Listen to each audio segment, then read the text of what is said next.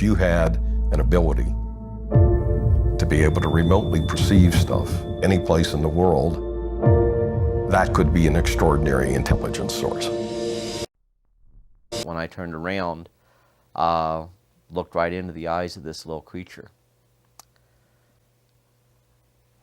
And, you know, it's like,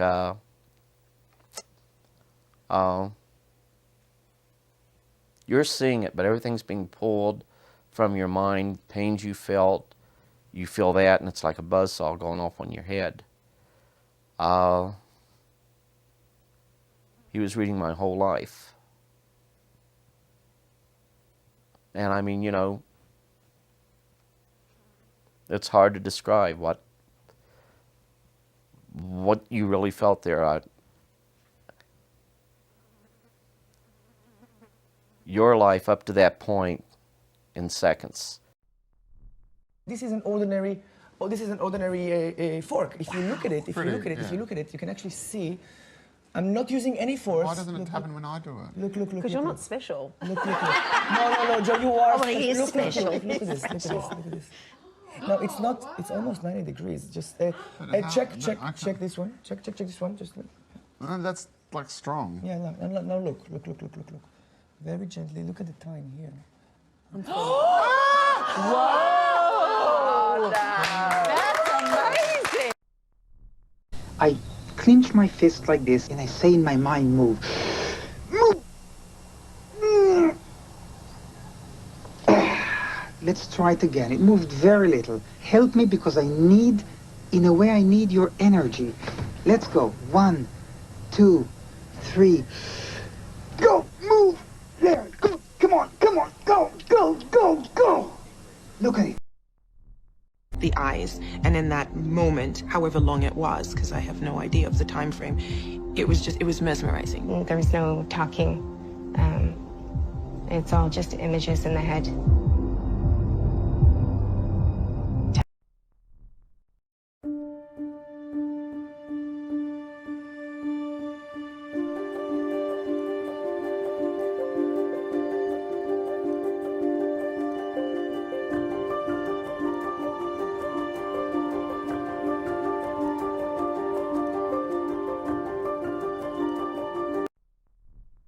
This is Uri Geller. In the 1970s, a handsome ex-Israeli army paratrooper popularized extrasensory perception, or ESP. Bend, melt.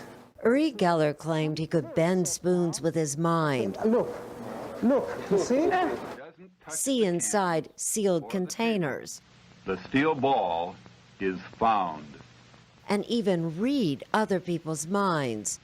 As you can see, he is quite elated about getting the right answer. It was great television. But offstage, Geller had also caught the eye of the intelligence community.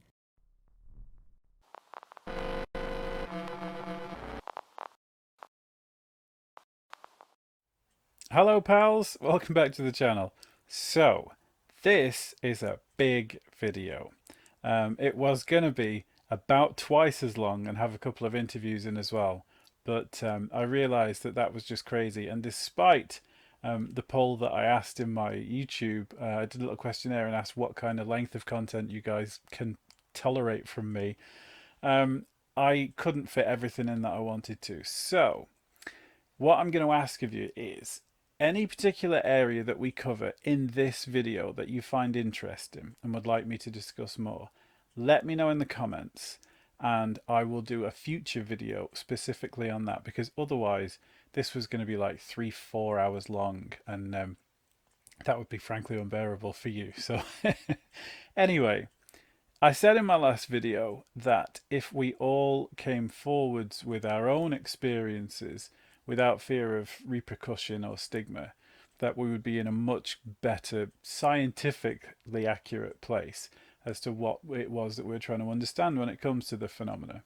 So that prompted me to make this video on the relationship between psi behavior, or ESP, or extracognitive information, whatever you want to call it, and the UFO phenomena, as Despite the fact that we're in a much less stigmatized area of discussion now when it comes to UFOs, we've got fighter pilots, doctors, scientists, theologists coming forwards and talking about their encounters, we're still very hesitant as a society to discuss mental things like psychic ability, potential telekinesis and things like that, when it's a part of the story.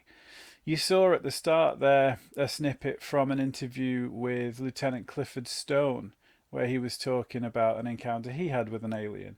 So next, here's another classic, well-known and well-accepted encounter with the phenomena from the Aerial School in Zimbabwe. But I want you to focus on the way that the children are saying that the entities communicated with them.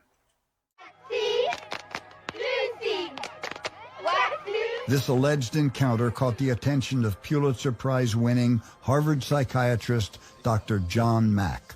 Seemed that he was looking at all of us. What did it feel like when he was looking at you? Felt scared. It felt scared? What was scary about it? Well, felt scared because I've never seen such a person like that before. And I saw this person, and it had big eyes. That's all I saw about it, big eyes. They had short legs and quite a long top. Mm-hmm. With a big head and eyes that are bigger than ours. How much bigger than ours? 4 or 5 times the size. 4 or 5 times the size of ours. So then I was looking at him, right? Yeah. Then he was looking at me back. I couldn't just keep on looking at him, so I had to stop and I looked sideways. But I was looking straight into his eyes. Well, he never said anything. It's just that the face is the eyes. Maybe they're trying to communicate with us, show us something which we don't know about. I think they want people to know that we're actually making harm on this world and we mustn't get too technologized. We don't look after the planet, and all the trees will just go down and there will be no air and people will be dying. Is this an idea you have had before, or did this idea come to you when you had this experience? When I had this experience. For the first time in nearly 20 years, the Aerial School children gathered from the 4 corners of the world to talk to each other about the experience they shared that September morning. I remember something there. One they all still struggle to understand. You know that it's moving, but you... I stand by what I saw. There was no reason for any of us to make that up. I've not spoken to anybody about it. Not because I'm not proud of it, but because I don't want the stigma. So it's something that I've had to deal with for 19 and a half years. I don't want to say I felt like I knew it, but I knew that I didn't have to be afraid of it. They took us back to the moment of contact. No, exactly how I felt, exactly. The details still seared into memory. I was with one of the other girls and saying to her, "This is amazing." We all were just stopped in our tracks. A little man appeared on top of the actual craft.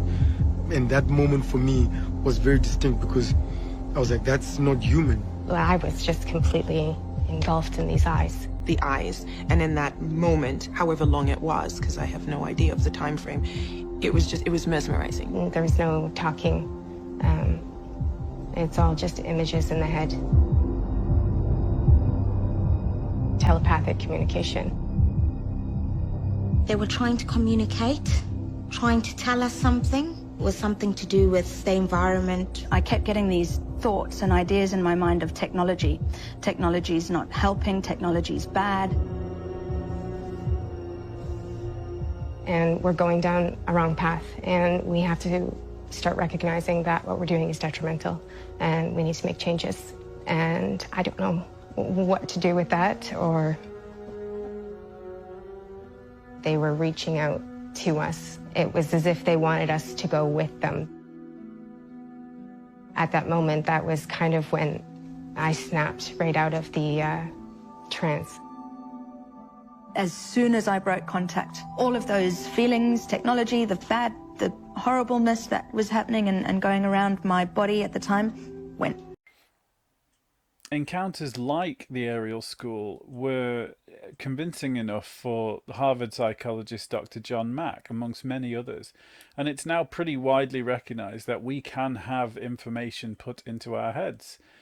Indeed, it is now known by Elon Musk with his Neuralink that information can be taken from our heads and put via technology in order to interact with things like computer mice and keyboards and stuff like that. And I say firsthand because, as I've mentioned before, my mum is a psychic medium, and I've got first-hand experience of seeing information that has not come from an observed source being relayed to clients, and I've even seen people being trained how to use that ability. I've done remote viewing, and you know, that for me is the most scientifically convincing evidence when you do it yourself. And one of the main proponents for do it yourself was Russell Targ, who worked for the CIA and Hal Puthoff in a company called SRI, Scientific Research Institute. And this is a little of his story from a TED Talk which was later banned and taken down. More on that shortly. The work we did at SRI involved things like finding a downed Russian airplane in North Africa with code books on it, locating a kidnapped American general in northern Italy, looking into a Soviet weapons factory in Soviet Siberia, describing the construction of a huge Soviet submarine in northern Russia. And we even looked at on a Chinese atomic bomb test 3 days before it was scheduled to go off, and described correctly that it was going to fail. So we did quite a lot of useful things for the government during our 23-year program. The ability we're talking about is a natural psychic ability that we all have, in spite of what you may have heard to the contrary. People can quiet their mind and describe and experience what's happening in a distant place or in the future. And this has been talked about for thousands of years. Buddhists have a vast lore about what this is and how to do it and why it's desirable. And I'll try and talk about that later. The ability allows you to quiet your mind and describe and experience what's happening in the future. And you can do that independent of the distance. The most interesting thing that we found as physicists is that it's no harder to describe what's happening in Soviet Siberia 6,000 miles away than it is for you to describe the funny object I have in my pocket. 6,000 miles away does not decrease the accuracy or the reliability as compared with something nearby. Looking into the distance is no harder than looking at a contemporaneous event, and that's why this is called a non-local perception. Not quantum mechanical particularly. It pertains to the fact that we live in a non-local space-time described as scientifically most recently by Schrödinger in the 1920s and then proved in the 1970s and 1980s. So the idea of non-local connections is not New Age. This is accepted in the physical community. The hottest topic in modern physics is exploring non-locality. It was described originally by the Buddhists 2,000 years ago, but modern physics has finally caught up. The leaders of the program that we had at SRI are all physicists. The physicists are taking over what used to be called parapsychology. The three leaders of the program were myself and Hal Puthoff, who are both laser physicists, and Ed May, who is a nuclear physicist. And we were eager that our scientific friends would not think that we'd gone off the rails into ESP research, so we made sure that we published everything we did, all of our experiments, in the world's most prestigious journals where we would normally publish our science. So we published our work in the Proceedings of the Institute of Electrical Engineers, the American Association for the Advancement of Science, the American Institute of Physics, and Nature magazine. So this is not, I just want to emphasize that at the time we were doing this work, this was mainstream, written up in the New York Times, published in the premier journals in the world. And the idea is that proof is evidence so strong that you can't statistically or reasonably deny it. That's what we mean by proof. A lot like in the UFO discussion, the emphasis on evidence seems to be experiential rather than you being able to just tell somebody and they believe you. And this is very much the case with remote viewing and the things about SRI. Mick West, and I am certainly not using him in order to pick him out. He's just the most visible part of the wave, and it's the wall of water underneath which is the problem. But Mick West uses SRI as an argument against flying saucers, saying that it was a failed experiment, whereas it was a 23-year project with the CIA. We are going to get back into Russell Targ and SRI later in it, but for now I want to discuss what we can understand about the science behind psi phenomena. And don't worry, I'm not going to go all Terence Howard on you. I'm going to show you actual scientists talking about accepted theories. Probably the most famous proponent for consciousness and quantum physics being interrelated is Roger Penrose. He discusses what they call the collapsing of the wave function. So again, don't allow me to pretend that I'm any form of scientist or intellectual person. But the idea of Schrodinger's cat is that there is an on and an off at the same time sort of existing until you look at it. And it's at that point that the other one collapses. So the collapse of the other possibilities is what's known as the collapse of the wave function. I think that's important to mention before I get into. But anyway, here's somebody far more intelligent. Why did some physicists like von Neumann and Wigner think that consciousness is necessary to make sense of quantum mechanics? And can consciousness influence the outcome of a quantum experiment? That's what we'll talk about today. In quantum mechanics, everything is described by a wave function. There's, for example, a wave function for a particle going left and one for a particle going right, which sounds about as exciting as you expect physics to be. But the weird bit is that there's also a wave function for a particle that goes both left and right. This is called a superposition. According to the standard interpretation of quantum mechanics, such a superposition means that the particle is indeed neither left nor right, but both, until you make a measurement. The moment you measure the particle, you know whether it went left or right, and the wave function collapses to one that fits your observation. Albert Einstein didn't like this at all. Yes, that guy again. Einstein said, "This collapse happens faster than light. That's a spooky action at a distance, so it has to be wrong." But Bohr said, "There's nothing wrong with that, because the wave function isn't real. It just describes what we know, and you can update knowledge faster than the speed of light." John Bell used the following example. When the Queen dies in London, the Prince of Wales becomes instantaneously king, no matter where he is. So why wasn't the speed of light limit broken when the Queen died? Because we can update our knowledge about what happened elsewhere without causing any event elsewhere. And this is how Bohr thought about the collapse of the wave function. You can update it instantaneously because it just describes what we know.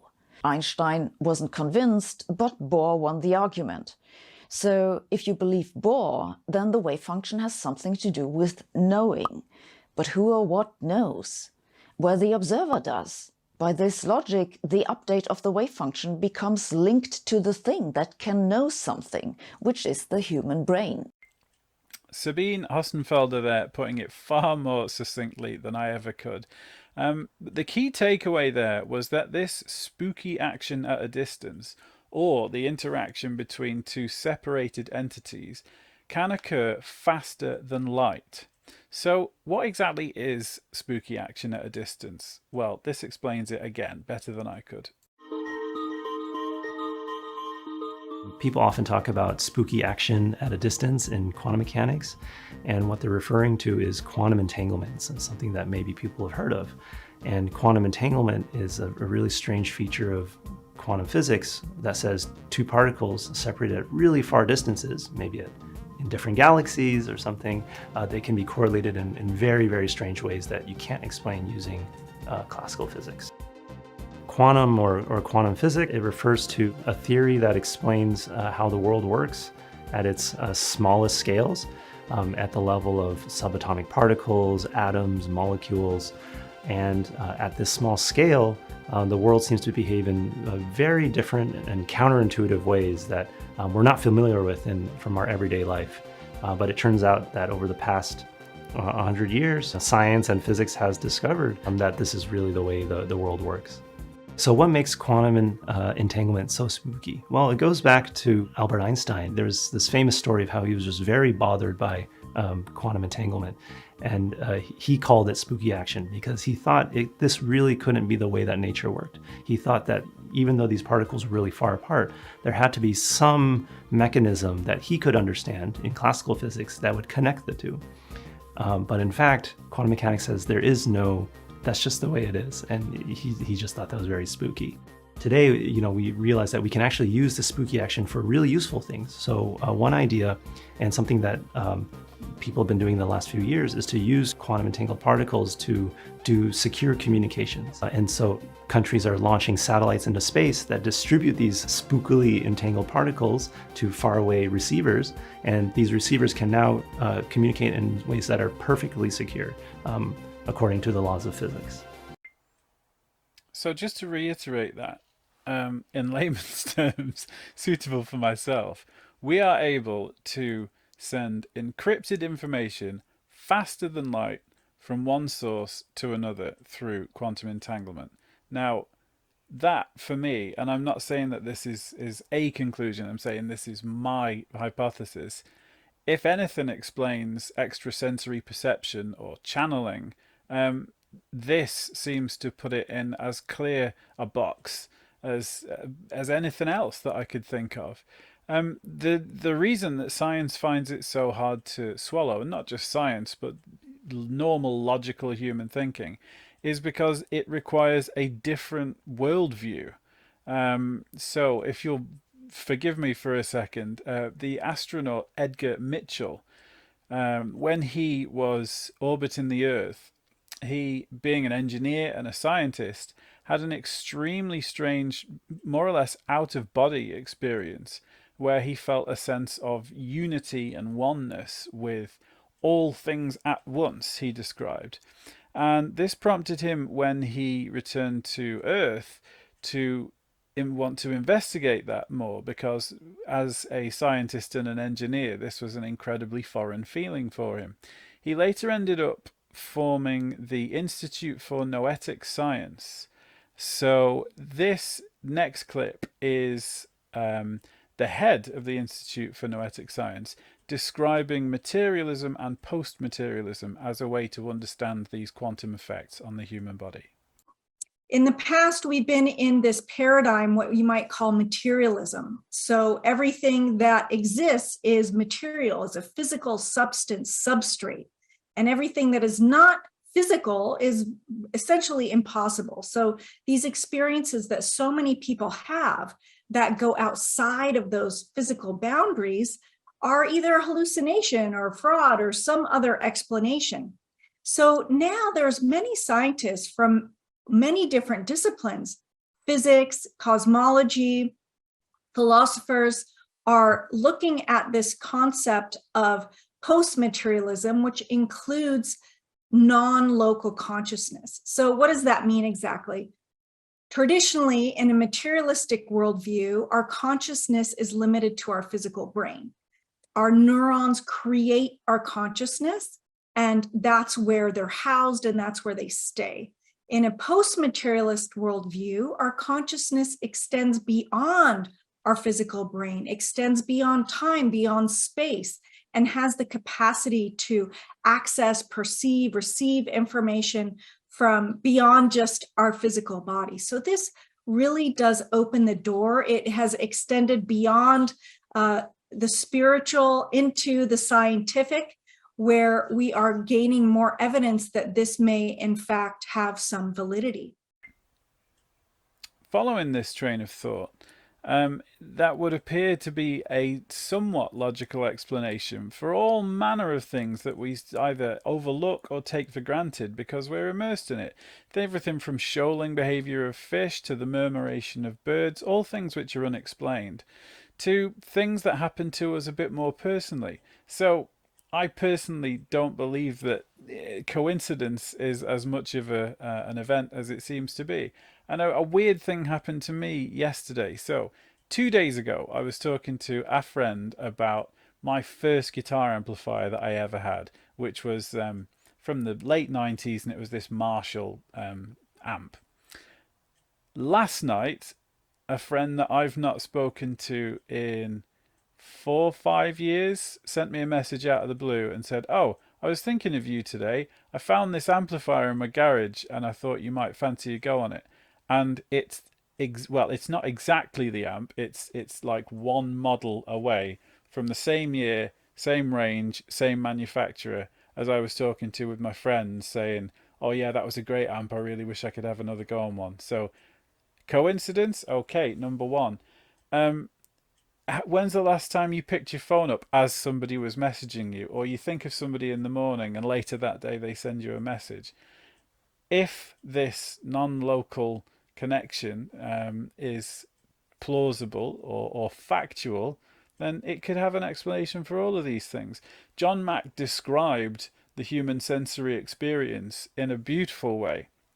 He said, imagine that you're in the cockpit of a passenger plane, and you can see your altitude on one reading, you can see your speed on another one, you've got radar telling you another thing, but none of the sensors or senses available to you are describing the shape of the clouds underneath or the actual shape of the wind or anything outside of that sensory description is totally alien to you.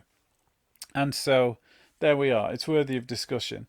One man that is not alien to this type of interaction is Chris Bledsoe, who very famously has been studied by every three-letter organization for his interaction psychically with the phenomena. Here's an excerpt of a recent interview that he did. We had a quite an amazing experience last night on the beach. Yeah. So what was it we were seeing last night on the beach? That's the first time I've ever seen anything like that. It's also the first time I've ever stared at the sky for that long, I think. There was a lot of air traffic. We could see a lot of planes flying around. We could tell what they were. There was obviously a very dense highway of airplanes landing in Tampa that were coming off the beach. But there were some things that we saw that were definitely not airplanes that were moving in weird directions with the lights getting very bright and then going very dim to where we couldn't see them anymore. What were those orbs? Well, they were the orbs, and the question of what are they is an ongoing study. That's research that we're all trying to figure out. So this orb, huge thing, was hovering right over where she got killed, and we had to drive up under it. And I tried to get out. I wanted to get out and look at it, and they won't have no part of it, so we had to move on. But what it did, the reason I brought this up, is what it did, it spoke to me in a way that I understood. And these images, it went right in my head, and I relived the whole thing that happened that night in '82. And it said, don't worry anymore. This is not your fault, because I had thought it was my fault, and I should have been there. But I wasn't. I was out of town hunting that day with my father. And so I'd carried that for all those years, this feeling of guilt. And it was removed that night, right away.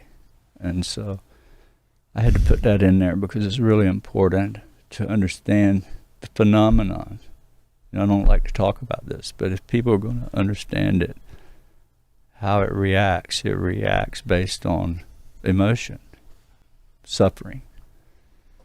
Thousands of people reach out to me about this, and they'll all say the same thing. When they started seeing it, they lost a family member. They lost their husband, their wife, a child. Pretty severe suffering brings them. And this is something everybody that studies this is aware of.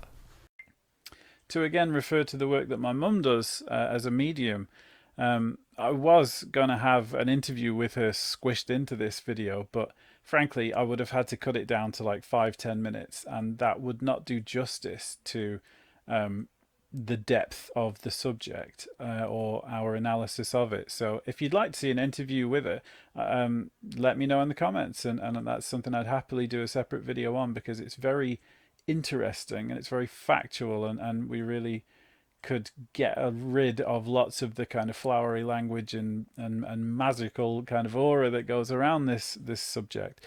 But it does deal a lot with people that are suffering or grieving, and I have seen evidence of the most incredible communication and people receiving extremely hyper-specific information from somebody that has died, which alleviates their grief, much like Chris kind of described there. It's happened to me. One little anecdote, I used to, and this is whilst I was very skeptical, and what really helped me believe in the reality of extrasensory perception. So I had a great friend that I used to work with who sadly passed away very, very very quickly. And I was at my mum's one day, and she said, "Oh, your friend Steve's here." And I was still very much in grief and didn't believe it. And then I was told a story that literally only he and I knew, like a work story about a silly game that we used to play to pass the time. And I can honestly tell you, the only two people that knew that was him and me, and he was dead. So to then hear that information seemingly spontaneously come via my mum to me was, for me, what I refer to as a switching point, where I went from disbelief to belief, and it helped my grieving process. So emotion and this seem to be inexplicably linked. And I knew why she was there, because I had struggled internally for 5 years. These orbs come and it talks telepathically. I hear them. And we proved this on the History Channel, live with Andy, right? They knew that my brain was communicating with the orbs, even though I wasn't moving. We did this on camera. And neuroscientists measuring my brain waves, they could tell. But Daddy would wake us kids up because Mom didn't really like, you know, the conflict with the phenomenon, so she didn't really encourage the experiences. But Dad would secretly wake me and my two other brothers, Ryan and Jeremy, up at like whatever time of night, and we would go out on school nights at 2 a.m., 3 a.m. and just look at orbs in the yard, right in our face. And then we would go to bed and go to school the next morning like nothing happened. Some of these orbs would be 50 feet around and 100 yards away. Yeah. Huge, bigger as trees.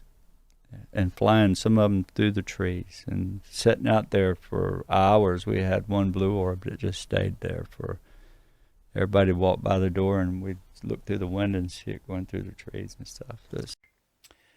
Chris was talking there about an episode of Skinwalker Ranch with Brandon Fugel and Andrew Bustamante, where they measured the electrical activity in his head when he was having one of these interactions with the orbs. And it showed elevated activity that Chris was unaware of. He just thought, oh, yep, something's here. And yet it's very interesting, and I can't include it because I'd get copyright struck, but I recommend you check it out. But this isn't the first time that the government have shown an interest in consciousness, even if they weren't admitting it. So the next clip is from fantastic author Peter Lavander, who, amongst other brilliant works, is the author between the study guides from the To the Stars Academy. So if you like, he's the guy that was doing the homework along with Tom DeLonge.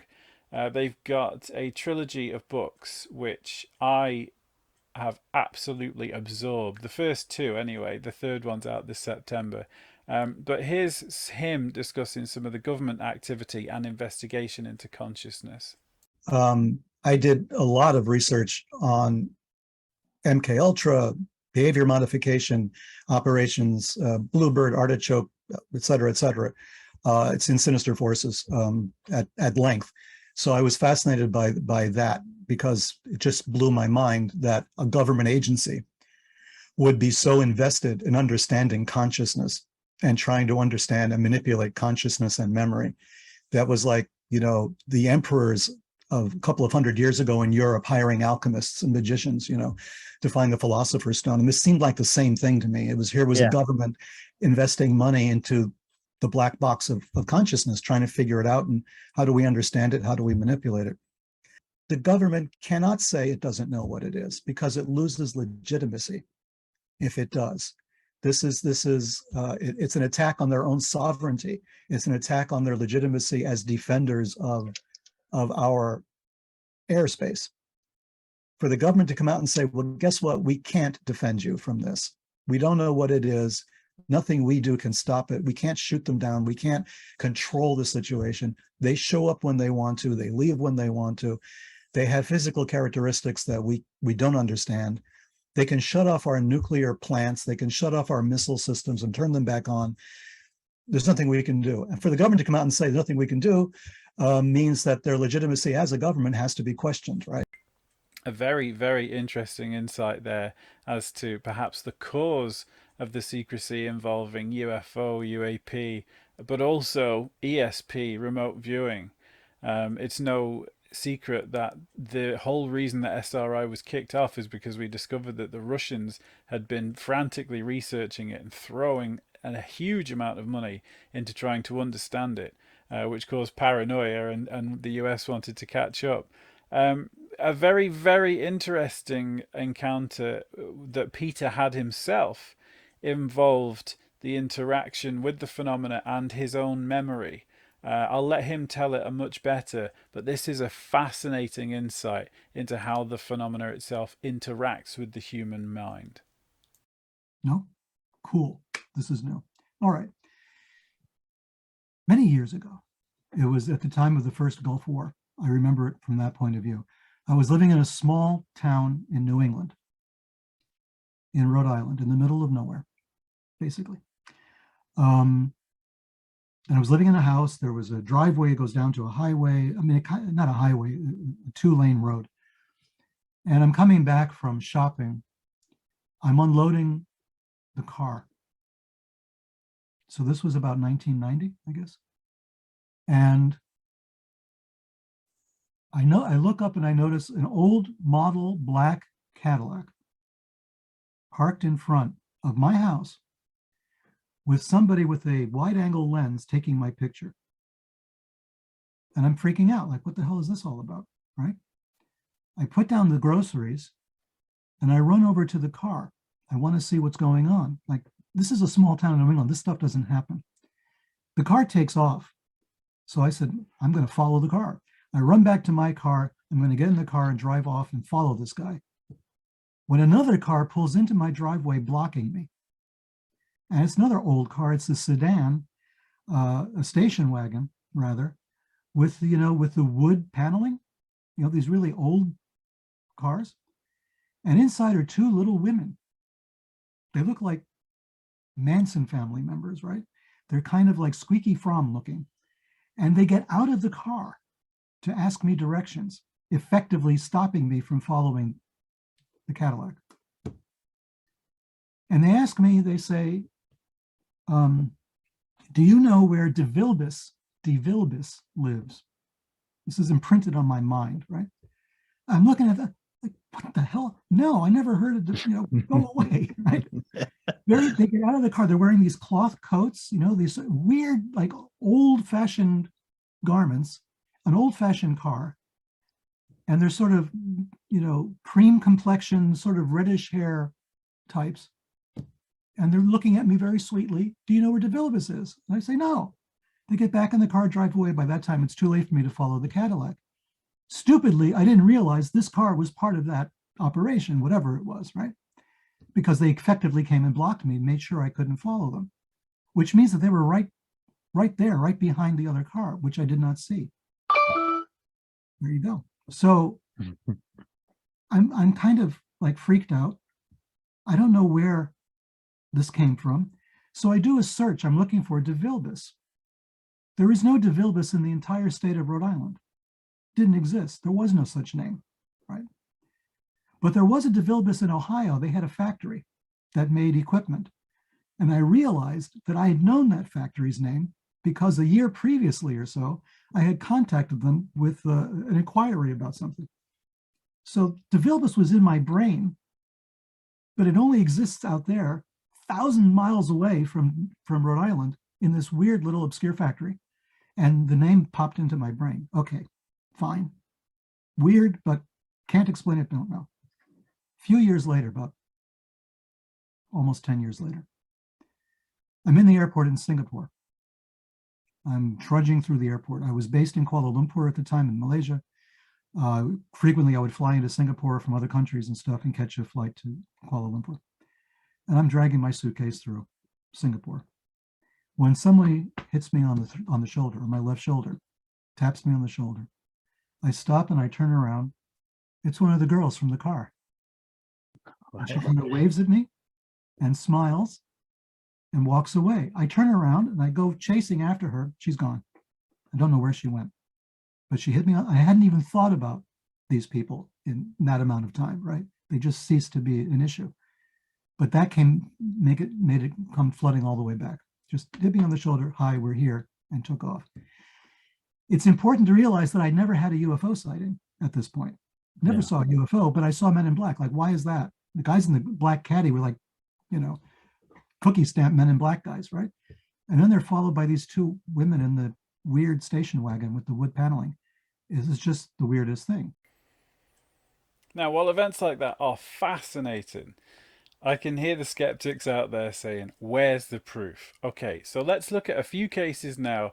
We're going to switch back to SRI and look at some of the key characters and the key cases that they were involved with, which any skeptical or more investigative person can Google and see the evidence from on the internet in black and white. Many of these psychic things are quite natural, and my function is not so much to teach people how to do remote viewing as to give them permission to use an ability that we already have. And I could say that our program at SRI was not an airy-fairy program doing intuitive diagnosis, but we were funded for about $25 million by the CIA and DIA, Army Intelligence, for 23 years. So this was an ongoing intelligence gathering activity. Basically, we were the X-Files. We had people coming and going, asking us about the American hostages held by Iran. We were asked to find a downed Russian airplane with an atomic bomb on it. Joe McMoneagle described what was going on in a Russian building. He described the construction of an enormous submarine, a 500-foot submarine, and people laughed at us. They said, there's never been this 3 times bigger than any submarine in the world. They said, you're really blown at this time. And within 6 months, the Russians rolled out the biggest submarine in the world, a Typhoon-class submarine. And Joe was the first person to describe that, which he did very accurately. We described a Chinese atomic bomb test 3 days before it was carried out. And we're accurate in describing that although the test would be carried out, it would fail, that they would just burn the uranium in a big pyrotechnic display. Ingo Swann described that 3 days in advance.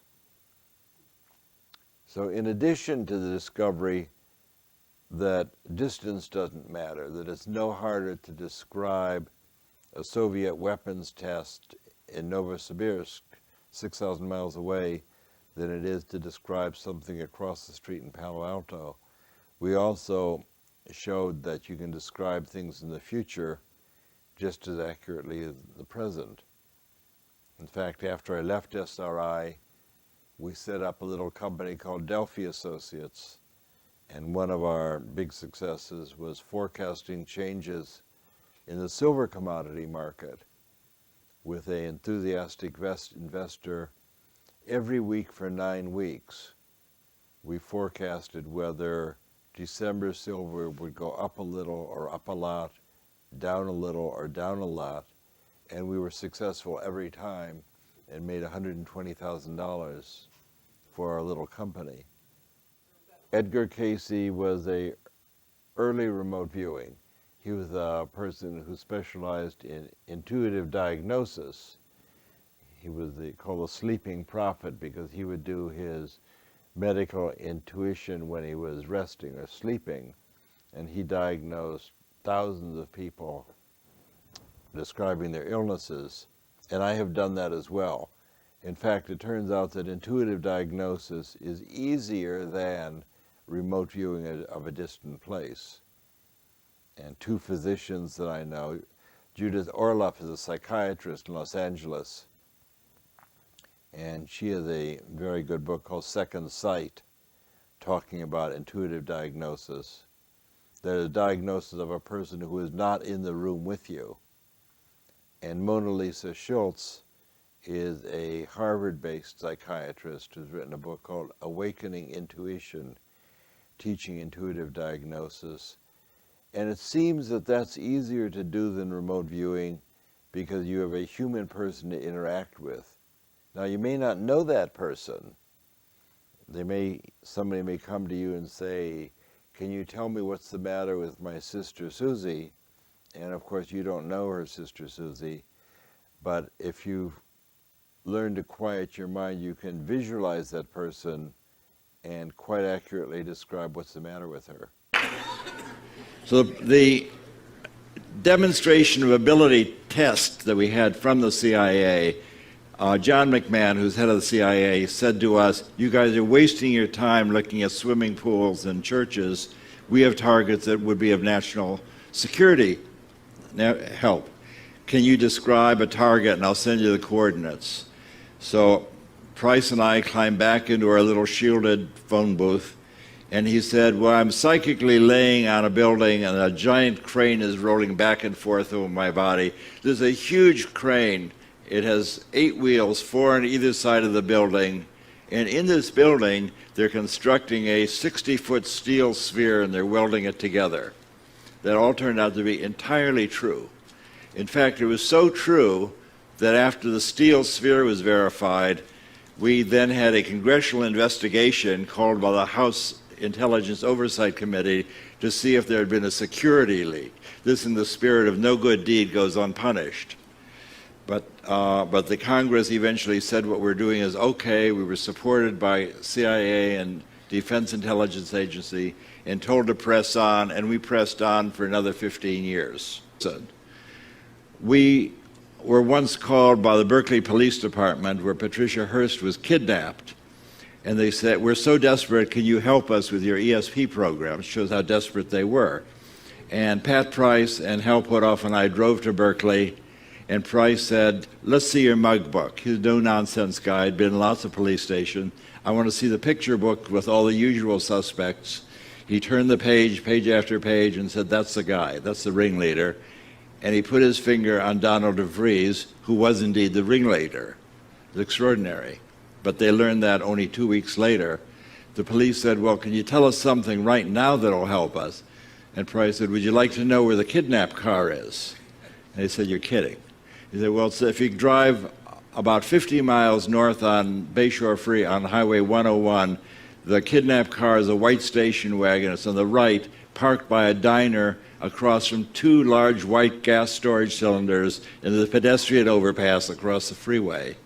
And one of the detectives said, well, I know where that is. That's on my way to my home in Vallejo. 20 minutes later, they had found the car, and there are still cartridges rolling around on the floor of the car. That's as close to magic as I've ever seen in my 20 years in the laboratory. That was another clip from Russell Targ, as we've seen several times already. Now, interestingly, that particular clip is from his TED talk, which he recorded. And to my knowledge, it's the only TED talk which was later taken down and banned. And so, personally, I think censorship absolutely sucks. If you want to not believe in something, that's your right. But you shouldn't deny people the information. You should certainly allow them to make those decisions for themselves. So in the spirit of good balanced science, I've got the original TED talk, and I'm going to release it in tandem with the release of this video. So if you find what he has to say interesting, I really, really recommend that you check that video out and listen word for word to some of the adventures that SRI got up to under contract for the CIA.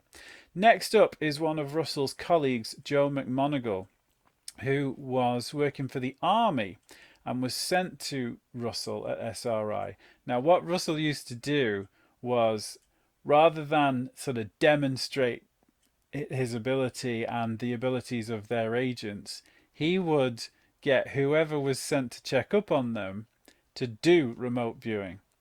And when they did it with Joe McMoneagle, he turned out to be fantastically capable, later becoming one of, if not the most accomplished remote viewers, along with Inigo Swan and Pat Price. So here's him talking to Sean Ryan about some of his experiences. There was an agency came to us and said, "Can you track a spy?" And we said, "Piece of cake." That's what I said.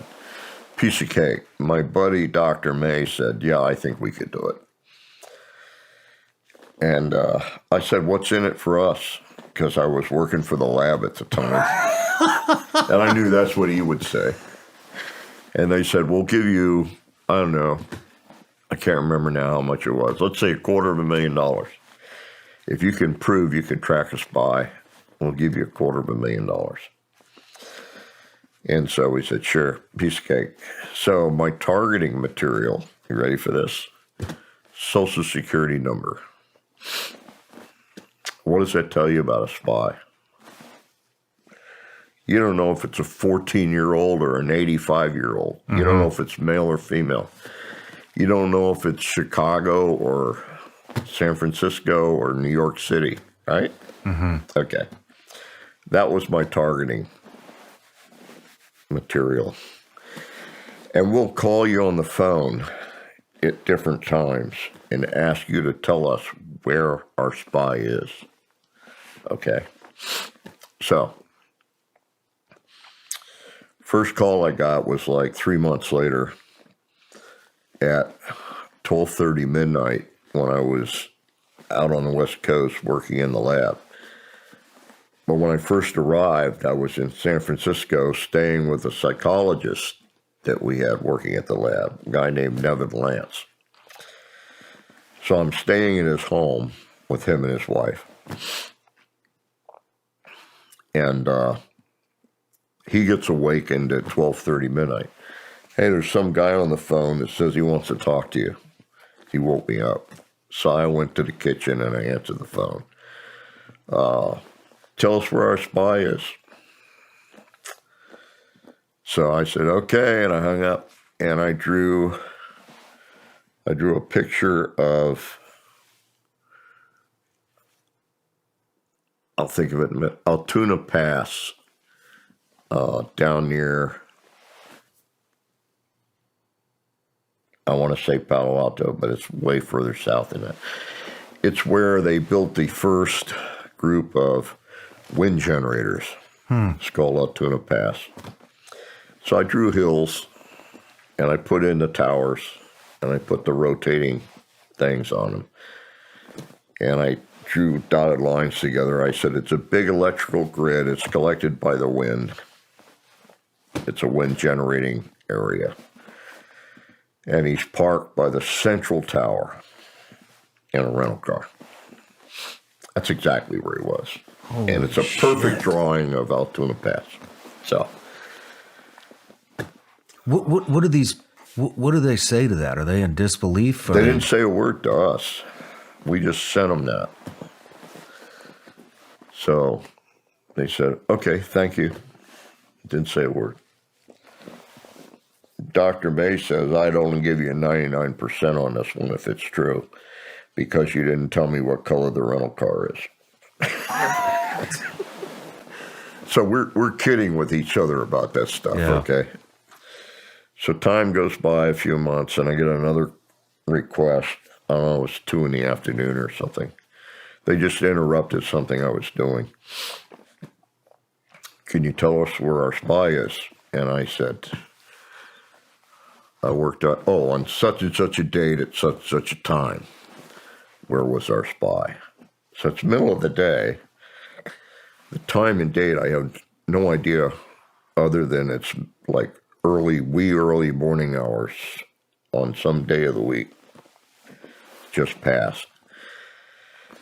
So I drew a corner of a lab place, put in parking lots, roads, trees lining the roads, T-shaped building right in the center.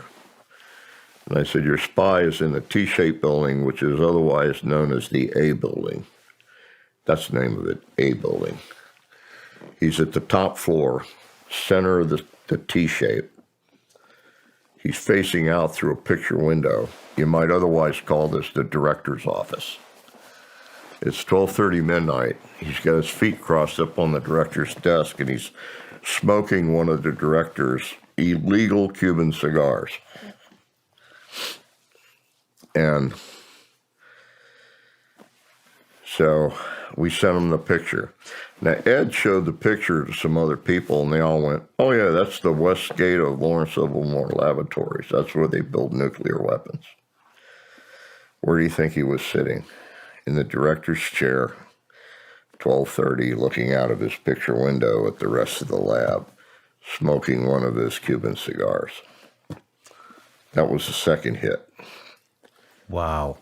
The third hit, they said, "Okay, you've demonstrated you can probably track a spy. That's nice. Tell us what he's doing." He's a creative kind of guy, so tell us what he's doing. He's in the middle of the desert. He's got 2 big tractor trailer trucks, vans, and he's working inside the vans, and he's testing a piece of equipment. It's a microwave equipment. It's operating on this frequency band, and it's got a 60-degree bandwidth, and he's targeting electronic equipment at a little over 60 to 150 yards for destructive purposes. And his hobby is he loves to drive for lunch. He likes to go over to this solar experimental station and watch the mirrors make a miniature sun on the end of a tower. He loves to see that stuff. That's all we said. So they came back and said, "Maybe you'd like to see what he was actually working on." And so Ed and I said, "Sure." So they flew us out to Sandista Desert. We're in a military car driving down the dirt road, and we come over a hill, and they stopped us. They had a block on the road. They had this arm down. The solar station, the experimental station, is doing a test. So you could actually smell the ozone in the air with these mirrors when they made a miniature sun on top of the tower. It's crackling up there. You could smell the ozone. I mean, it was beautiful. Wow. And the whole experiment ends.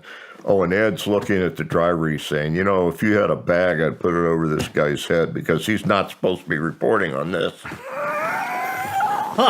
So they lift the guard gate, so we head on down the road, and we see this dust cloud coming down the side road from the solar array. And it pulls out in the road right in front of us.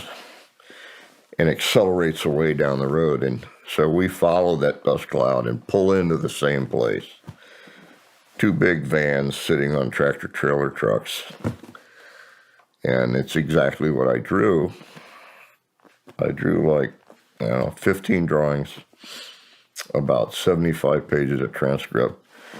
And they gave all that material to an independent agency, and they said exactly what it did and said they could build it. And that's exactly what he was doing, what I said he was doing. And what they came back and said was, our spy has no hobbies. And we asked the guy where he was coming from for lunch. He said, it's kind of my hobby. I go over there for lunch to watch the solar array. We made sure we put it in his statement in the letter we sent back to him. So he said, that's the only thing I had wrong. That's an example of my viewing at the end of my 7-year career at Fort Meade. Nowadays, Joe works with the Monroe Institute, teaching people to do remote viewing. If you are familiar with that term, it's probably because you are aware of binaural beats or the Gateway Project, which again was a CIA-funded study into psychic ability, out-of-body experiences. And the amazing thing is that the original Gateway Project guide and tapes and observations are all available on YouTube. So here he is going into a little more granular detail about his way of working with remote viewing. There's a misconception about remote viewing that many people don't understand. And that is, remote viewing is not about discovering what the object or the event or the information is that they're being targeted on. It's not about knowing everything you can know about the target or being able to say, this is what it is. Remote viewing is about producing bits of information that come to the mind that are unexpected. They just appear in the mind. The person is able to put them down, and in the analysis, they are found to be of some value in their connection to the target. It's not about making someone a remote viewer. It's about our providing them with a facility or a place that they can sit and be enveloped in the conditions that allow them to produce accurate information in the remote viewing technique, whatever that might be. Just about anybody could be an excellent remote viewer. It depends on how open their mind is or how open they can be. And it also has to do with how much they're willing to spend a great deal of time doing practice, or what their investment might be in terms of trying to learn to control what's going on up here. That's why the Monroe Institute has been such a good help in terms of developing remote viewing to the degree it can be developed. As we teach a lot of things that contribute to the discipline of the mind, and that's critical. We found that there is no other adjunct that's usable for improving remote viewing without that discipline, that mental discipline. And the Institute's very good at providing that. Techniques don't matter. It's up to the individual on what their skills demand of them, or how they've fallen into the skill itself. There's only one protocol for remote viewing. Remote viewing has to be taught double blind, which means that no matter what the person does, they can't know anything about what the target is when they're working on the remote viewing. That's for practice or anything else.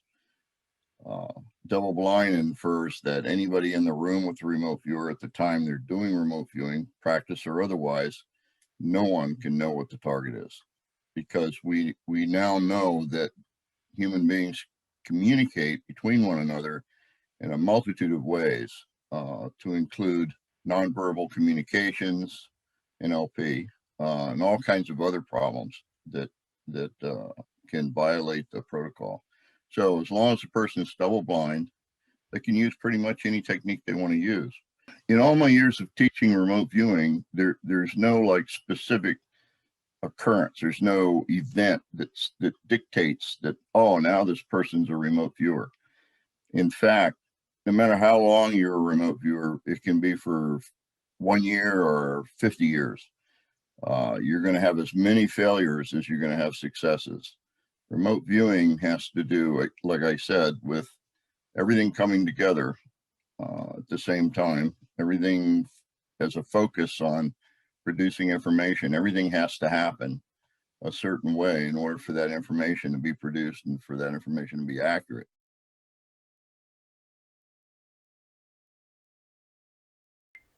One of the things that my mum says when she's describing her ability is that she doesn't need to know how the internal combustion engine works in order to know how to drive a car.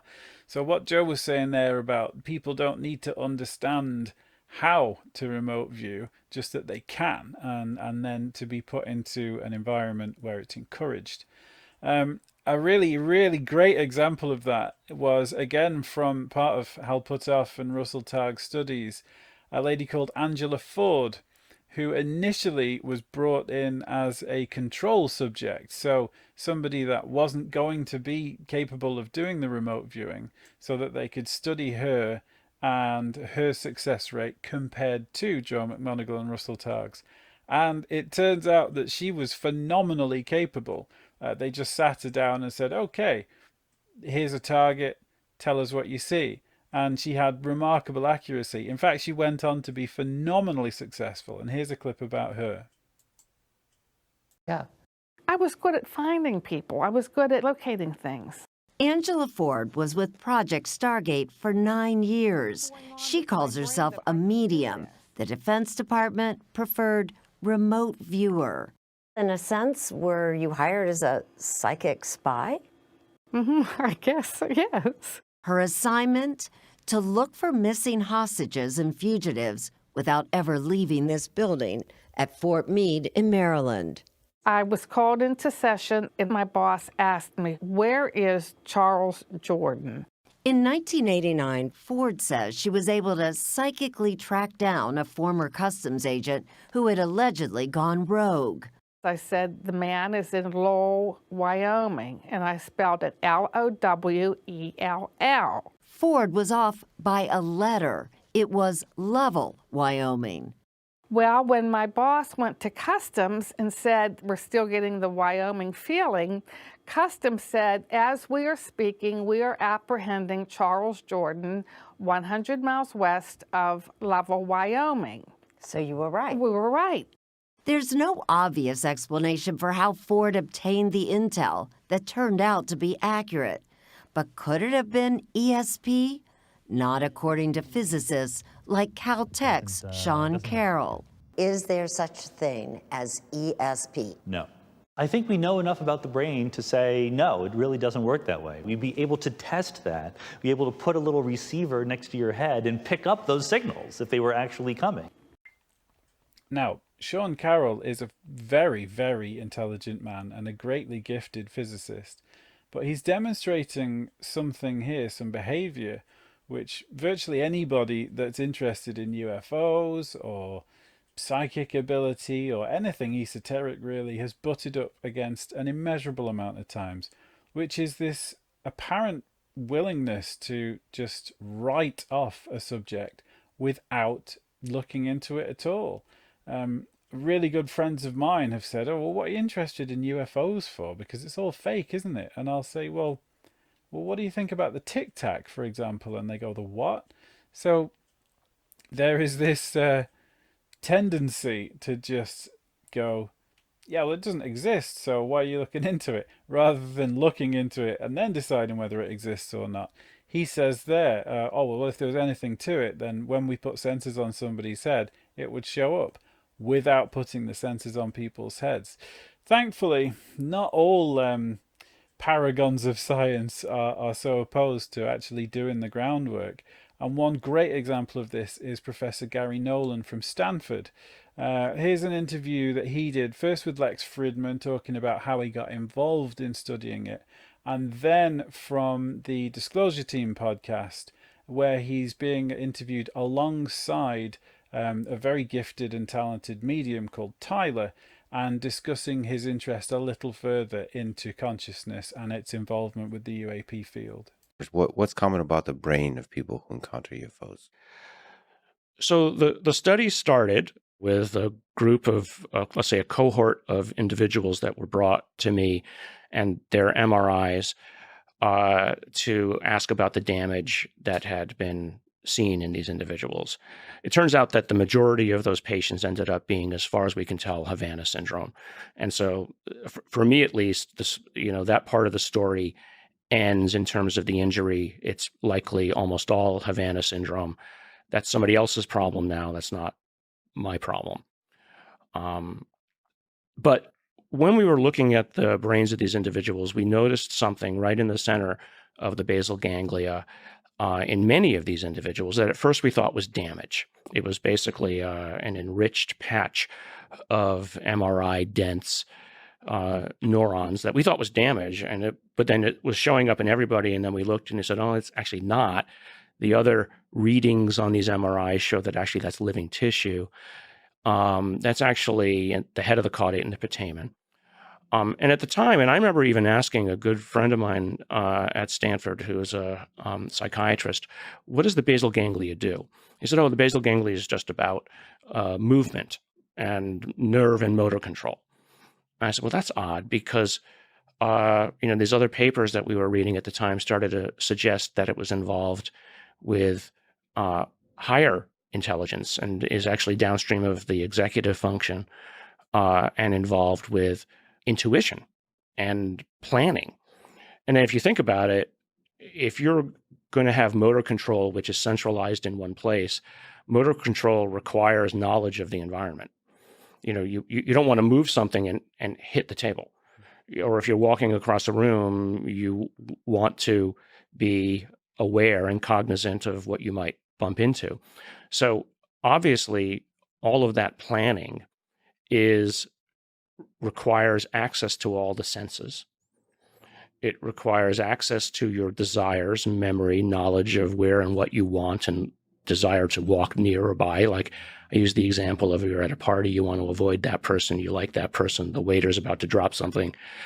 All without thinking, you maneuver. So that actually, all that planning is done in the basal ganglia. And it's actually now called the brain within the brain. It's a goal processing system subservient to executive function. So what we think we found there was not something which allows people to talk to UFOs. I mean, I think the UFO community took it a step too far. What I think we found was a form of higher functioning and processing. So what we then looked at, and this was the most fascinating part of it, we looked then at individuals in the families of those, let's say the index case individuals, and we found that it was actually in families. And more so, this is the most fascinating part, we've probably looked now at about 200 just random cases that you can download off of databases online. You don't see this higher connectivity. You only find it in what Kit Green would have called, or has called, higher functioning individuals, people who are, he called them savants. I don't have the means to, we haven't done the testing, but as it turns out, my family has it, right? We found it in me, my brother, my sister, my mother. We found it as well in other individuals, husband and wife pairs. So statistically, if you had a group of 20 individuals and you found two husband-wife pairs, both of whom had it, and yet it's only found in about, we think, 1 in 200, 1 in 300 individuals. The fact that two individuals came together, two sets of individuals came together, both of whom had it, implied either a restricted breeding group or attraction. The reason why it seems to be in, let's say, so-called experiencers or people who claim, if intuition is the ability to see something that other people don't, and I don't mean that in a paranormal sense, but being able to see something that's in front of you that other people might just dismiss, well, maybe that's a function of a higher kind of intelligence to say, well, I'm not looking at an artifact. I'm not looking at something that I should just ignore. I'm seeing something and I recognize it for not what it is, but that it is something different than is normally found in my environment. Yeah, I think that there's hardly a UAP, UFO contact story that doesn't involve lack of verbal communication and always seems to have some sort of consciousness to consciousness communication. And so, I mean, as a data point, I mean, all of these, as I've said before, are anecdotes. And so from a scientific standpoint, individual anecdotes are not that useful. But collectively, when this seems to happen again and again and again, you can't help but, sorry, colleague of mine, a very good colleague, you can't help but say, all right, this is a pattern. Here you have these so-called entities, however they are representing themselves as Venusians, Pleiadians, future humans, etc. There's always, they're never speaking. They're always thinking at you. And so that's a consciousness to consciousness interaction. And so again, it's, I think, hearkening back to something Tyler was saying before, it doesn't matter whether it's guides or you or your brain system creating these objects. It's always it ends up in your consciousness, but not as a way that it was received materially through sound in your ears.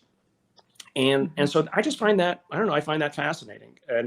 And there's an agreement that it happens, but there's no agreement on how to study the fact that it does happen and how that information, I mean, where does it come? I mean, Tyler and I actually had a discussion about this, a few months ago of, does the impression come in through a single neuron, or does it come through the process, like the visual process?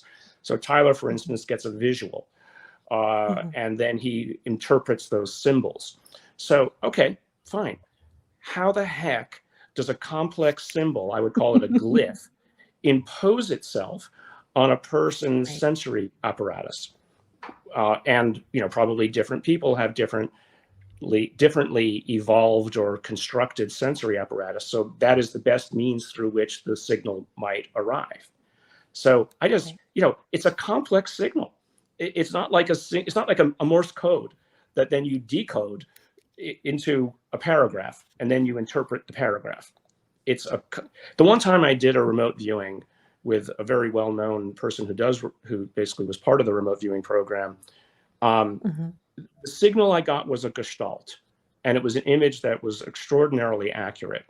But it was a gestalt. And so I've wondered about that. How does the gestaltic impingement occur?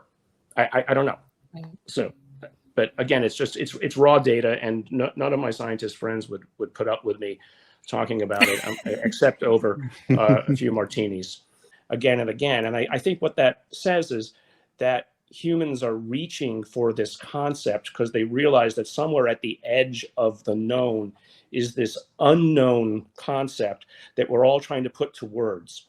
But what I find fascinating in every aspect of this, that it's always the same kind of people who are in contact with it, or who are doing the best description of it and are gathering information thereby. I mean, and so all I've ever been trying to do, since I've only had very limited, let's say, experience personally in those things, is, okay, how do I convince my fellow scientists that this is something worth studying?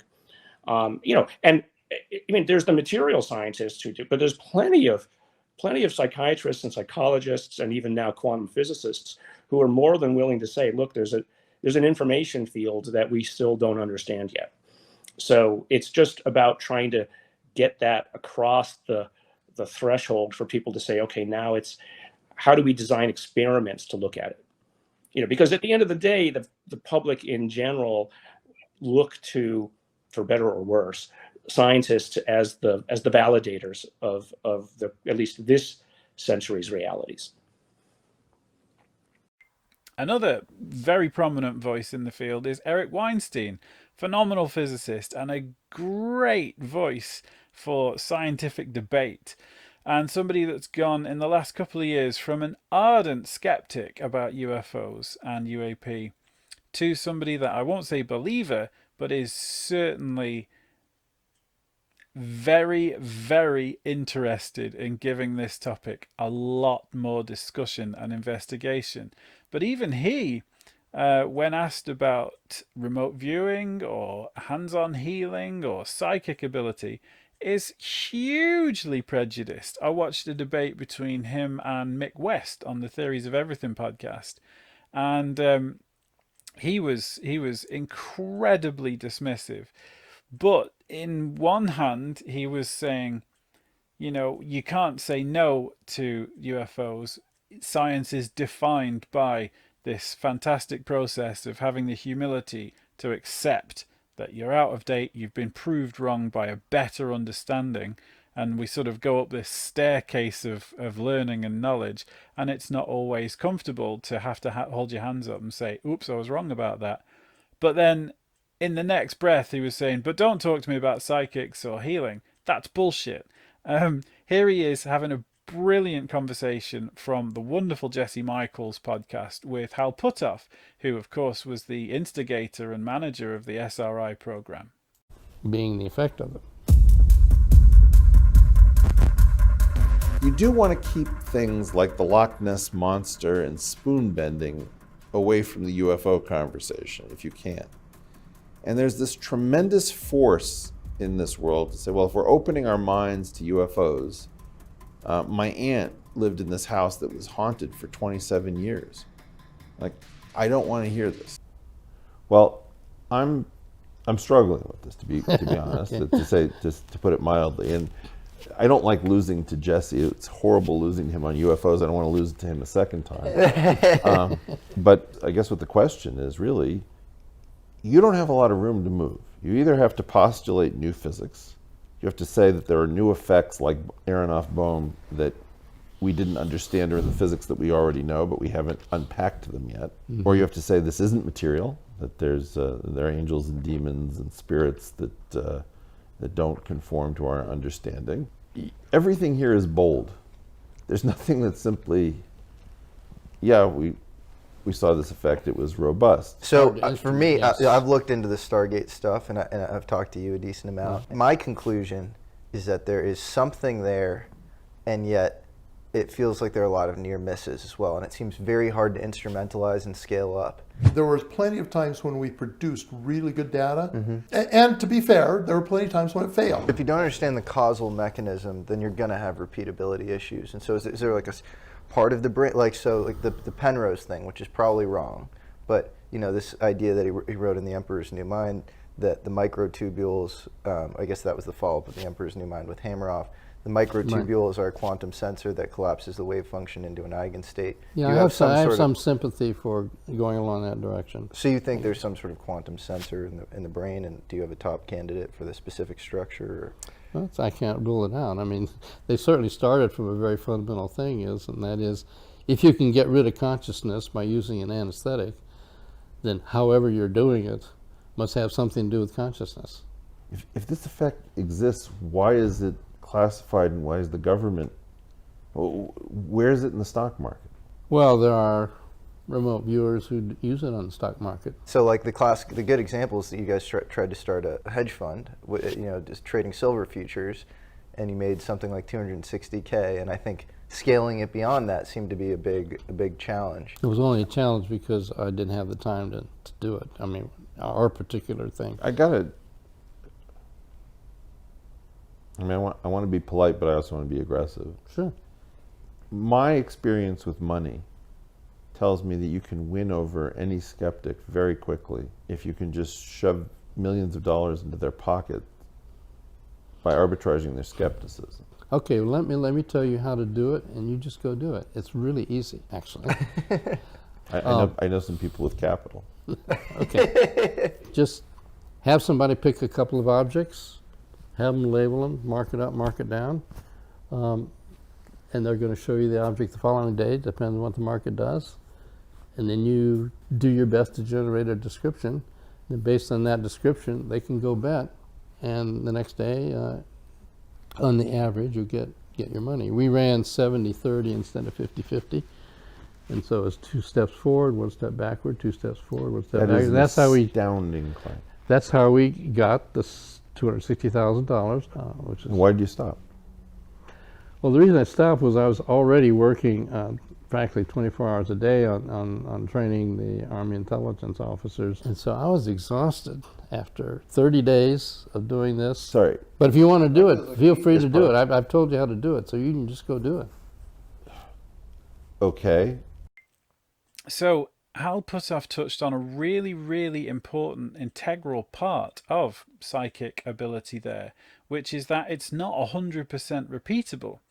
Russell Targ has said that a common plague of problems that they had with their remote viewing was that you would be on absolute top of your game for a month, 2 months, followed by a month to 2 months of miss after miss after miss. This is one of the factors that led to its eventual termination. Science depends on repeatability and 100% provability, and this seems to be a little more of an elusive ability. This is the unfortunate fate of Uri Geller, who was a greatly gifted remote viewer and certainly demonstrated some very bizarre abilities like moving the compass that you saw, and very famously bending cutlery. But he had a few very, very sour interactions on television. I think the Johnny Carson show is the most famous one, where a set of tricks and demonstrations was arranged for him, and he just couldn't do it. And eventually he had a prop spoon, which was very soft, and he was caught for it. And the media piled on him. He was effectively cancelled well before it was a thing, which took away from his fantastic achievements that he'd done for the government and military. So this ethereal nature is perhaps what's fueled the stigma and remains to this day the biggest barrier between serious and much wider investigation into the subject. One of the most paranormal things about our program is that we had continuous support from a particular group of agencies, NASA, the Army, the Air Force, for 20 years to do this group of experiments. And that in itself is paranormal. I mean, so let's go into how easy you say it is to do actual remote viewing, because I think a lot of people don't have to spend thousands of dollars and take a week course to do this. all right. Now, I don't know if you can do all this and hold the microphone. I could do it. Go ahead. You can do it. Go ahead. What do you need? All right, you draw with your right hand? I do draw with my right hand. Okay, and I'll give you a pen. Okay. And the way this works is that I have an object that I've brought here for you that you've never seen. It's an interesting, unusual object that I have in my pocket. So what you want to do is close your eyes and describe the fragmentary pictures that come to view. What surprising thing pops into mind? Usually the first impressions are golden. That is, it's as though you've reached out and you've just dipped into the psychic signal. It doesn't make any sense. Right. It always makes me happy when a person says, I'm looking at this thing and it doesn't make any sense at all. I say, it's wonderful.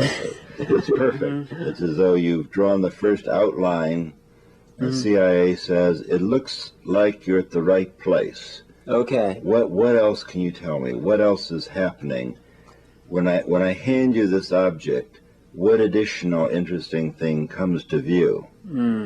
So I'm kind of picturing you handing me an object, and then... Or the object's in your hand. You can see this thing in your hand. Okay, what will come to view? And you say, yes, this first sketch is not bad. We'd say you contacted the object.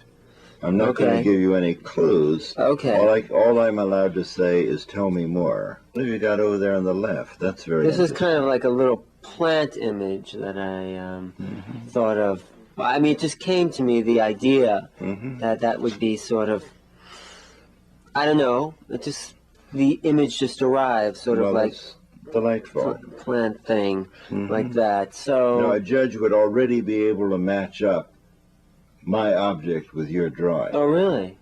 So if you said, I've got to go now, that's all I have, and I pulled out 6 possible objects from the closet along with my object, a judge would already be able to match. And I realize that you're struggling all the way, that as you say, this isn't it, this reminds me of something, this isn't it, but you've already described my object. I have?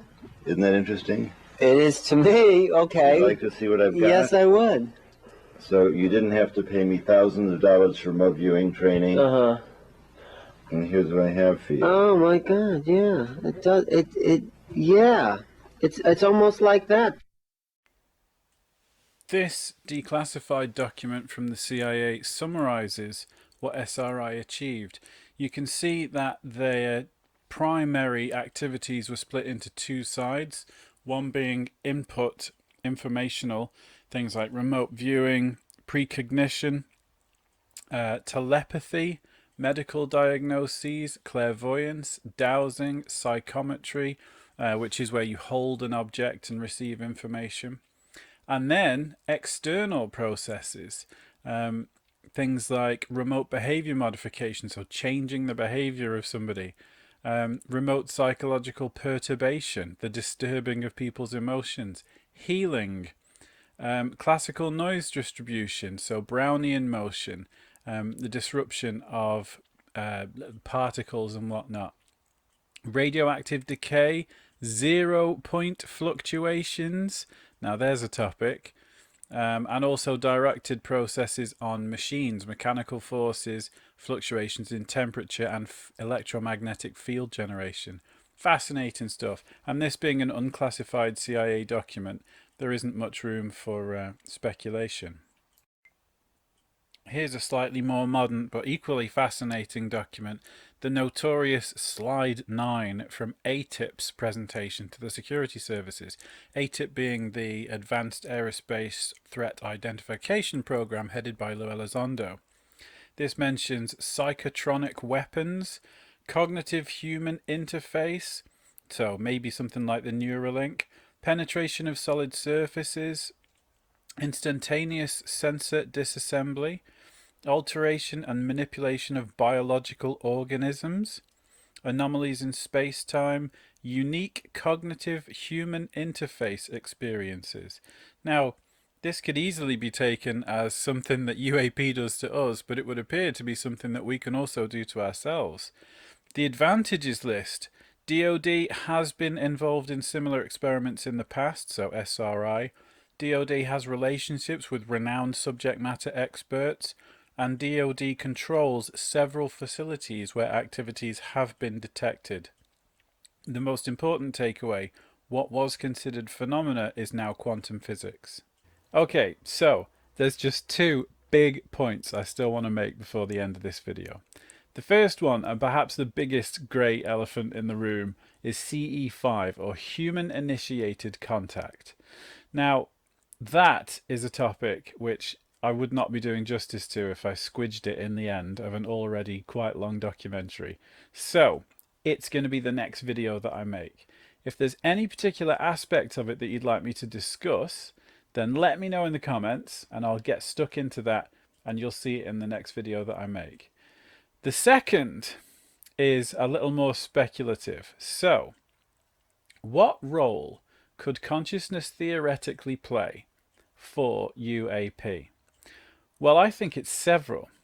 You will notice from witness and contactee accounts, they never talk about control surfaces or readouts and instruments when they're in these craft. I'm going to put some pictures up from the amazing Ivan Venditelli's work that he's done with Bob Lazar. Bob Lazar worked on the sports model flying saucer during the back engineering program at Area 51. And in the perfect recreation of that craft, there's no joysticks, there's no screens, there's just little seats seemingly molded into the floor. And therefore, the fastest way for a pilot or a crew to communicate with and interact with their craft is by a consciousness interface. Dr. Lukatsky on the Weaponized podcast, which again, for means of efficiency, I'm not going to squidge in here, he said that they'd recovered a craft, but they couldn't access it for a long time because they didn't have anybody that could for a long time. Therefore, that tells me, did they need somebody like Chris Bledsoe to be able to contact the machine and interact with it? There's no point looking for door handles and switches on a craft which requires a consciousness connection. Another thing I want you to think about is the impracticality of electromagnetic communication when we're talking about superluminal speeds and light years of distance. Imagine you have a civilization which is 100 light years apart, which by our James Webb observations is really just having one toe in the bath. That means that if we send our communications in a conventional way that we're aware of, i.e. radio or laser, they're going to take 100 years to get where they're going. Generations will be born and die in the time that it takes your message to get from wherever you are to your outpost. And therefore, we come back to this spooky action at a distance. May I just say, this might be a conspiracy theory, but I think SETI is the biggest waste of time that we've done. The search for extraterrestrial intelligence, and we're scanning for radio waves. We know something that's done 100 or thousands of light years isn't going to communicate by radio waves. That's like looking for finger painting on the side of a spaceship and basing the fact that there's no evidence of extraterrestrial life because we haven't found handwritten letters and postmen cycling through space. But anyway, that's a rant for another day.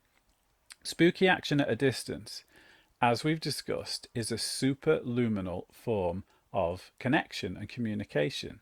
And therefore, perhaps one little hint towards the Fermi paradox of why we've not detected anything is because consciousness acts as that carrier wave. I've got no proof for this.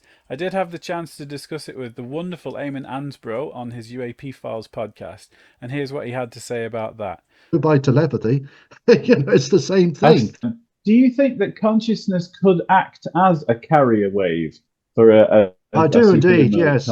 I think when you go into the accepted areas in physics now, particularly the new physics, dealing with quantum communications, so you're dealing with action at a distance, no matter what the distance. So, you know, if you're trying to communicate to somebody 100,000 light years away, you know, within our galaxy, that's like from literally at the edge of the galaxy here where we are to the far end, 100,000. It's instantaneous. Yes. There's no time difference. There's no time latency there. Where if you're using radio, well, guess what? It's 100,000 years to send a signal. Yes. Yeah. As a closing point, the main argument against Roger Penrose that the brain is a quantum computer and therefore capable of quantum interfacing and effects was that our quantum computers require 3 floors of shock absorbing and cooling down to a phenomenally low temperature in order for them to operate.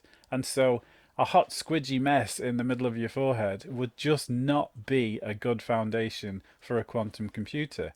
However, the recent revelation that photosynthesis in plants is actually a quantum effect seems to show that we're still in the Stone Age with our understanding of quantum physics and its effects, and therefore it may well be viable that the human brain could have quantum effects and be affected upon.